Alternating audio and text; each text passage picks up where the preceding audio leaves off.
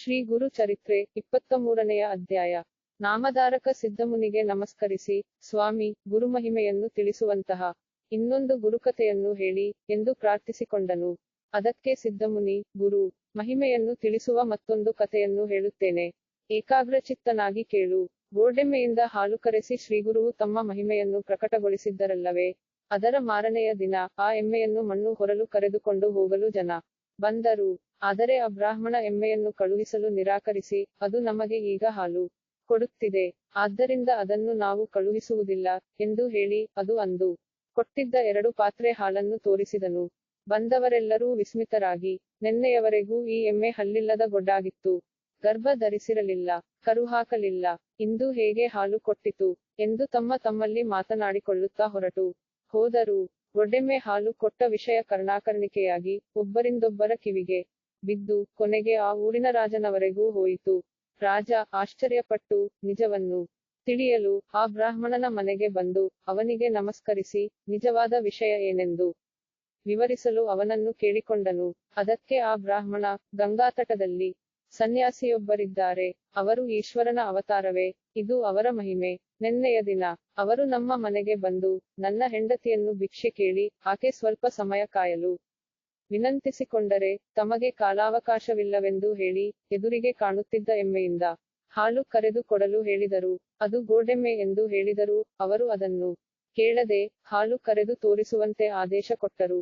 ಆ ಆದೇಶವೇ ಅವರು ಕೊಟ್ಟ ವರದಂತೆ ಕೆಲಸ ಮಾಡಿ, ಆ ಗೊಡ್ಡೆಮ್ಮೆ 2 ಪಾತ್ರೆ ತುಂಬಾ ಹಾಲು ಕೊಟ್ಟಿತು, ಎಂದು ಹೇಳಿದನು. ಅದನ್ನು ಕೇಳಿದ ರಾಜ, ತಡಮಾಡದೆ, ತನ್ನ ಪರಿವಾರದವರೊಡನೆ ತ್ವರೆಯಾಗಿ ಶ್ರೀಗುರುವಿನ ಬಳಿಗೆ ಹೋಗಿ, ಅವರಿಗೆ ದಂಡಪ್ರಣಾಮ ಮಾಡಿ, ಜಗದ್ಗುರು, ಜಯವಾಗಲಿ, ಜಯವಾಗಲಿ. ಮಾನವರೂಪ ಧರಿಸಿದ ತ್ರಿಮೂರ್ತಿಗಳೇ ನೀವು, ಮಾಯಾ ಮೋಹಿತನಾದ ನನ್ನನ್ನು ಉದ್ಧರಿಸಿ, ನಿಮ್ಮ ಚರಣಗಳನ್ನು ಆಶ್ರಯಿಸಿದ್ದೇನೆ. ಮಾನವರಂತೆ ಕಾಣುತ್ತಿರುವ ನಿಮ್ಮ ಮಹಿಮೆಯನ್ನು ನನ್ನಂತಹ ಮಂದಬುದ್ಧಿ ಹೇಗೆ ತಾನೇ ವರ್ಣಿಸಬಲ್ಲ?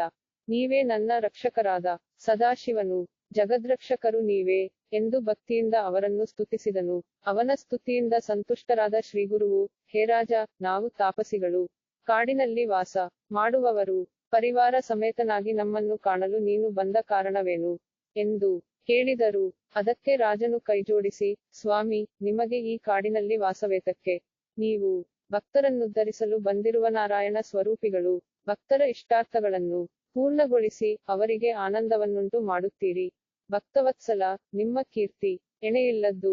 ನನ್ನ ಮಾತನ್ನು ದಯವಿಟ್ಟು ಆಲಿಸಿ, ಕೃಪೆ ಮಾಡಿ ಗಂಧರ್ವಪುರಕ್ಕೆ ದಯಮಾಡಿಸಿ, ಅಲ್ಲಿ ನಿಮಗೊಂದು ಮಠವನ್ನು ನಿರ್ಮಿಸಿ ಕೊಡುತ್ತೇನೆ. ನೀವು ಅಲ್ಲಿದ್ದುಕೊಂಡು ನಿಮ್ಮ ಅನುಷ್ಠಾನಾದಿಗಳನ್ನು ನಿರ್ವಹಿಸುತ್ತಾ, ನಮ್ಮನ್ನು ಕಾಪಾಡಿ, ಅಲ್ಲಿದ್ದುಕೊಂಡು ನಮ್ಮನ್ನು ಉದ್ಧರಿಸಿ, ಎಂದು ಶ್ರದ್ಧಾಭಕ್ತಿಗಳಿಂದ ಕೂಡಿ, ಅವರ ಪಾದಗಳಿಗೆ ನಮಸ್ಕರಿಸಿ ಬೇಡಿಕೊಂಡನು.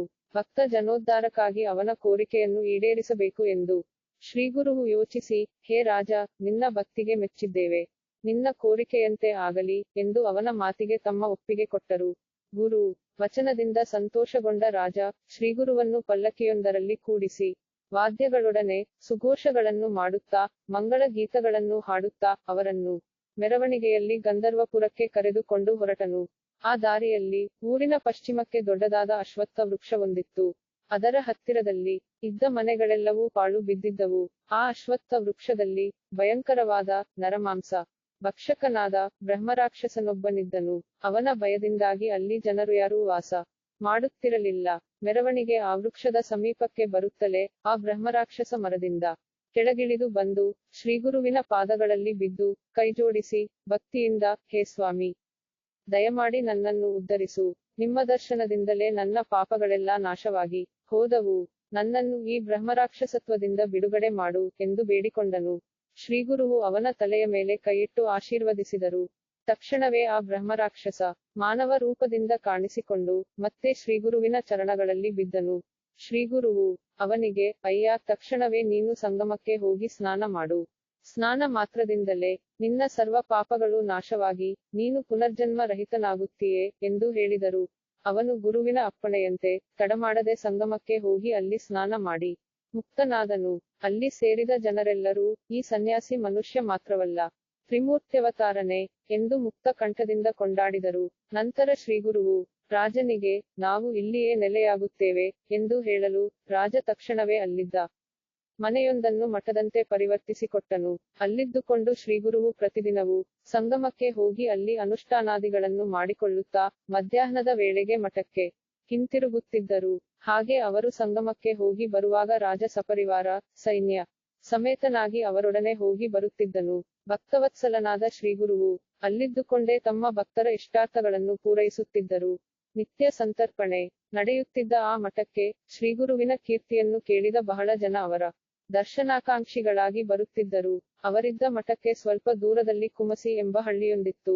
ಅಲ್ಲಿ ವೇದಶಾಸ್ತ್ರಗಳನ್ನು ಬಲ್ಲ ತ್ರಿವಿಕ್ರಮ ಭಾರತಿ ಎಂಬ ತಾಪಸಿಯೊಬ್ಬನಿದ್ದನು.